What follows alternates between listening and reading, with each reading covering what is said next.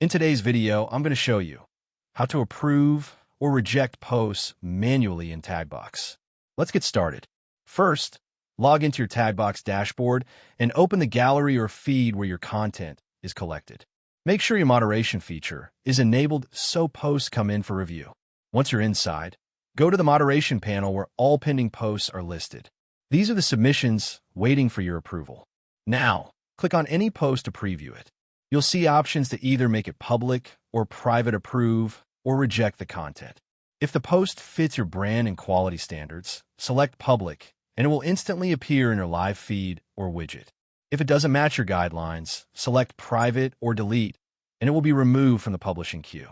You can also bulk select multiple posts to manage several at once, saving time when managing large volumes of content. And that's it. Thank you for watching this video. Please feel free to use the affiliate link in the description.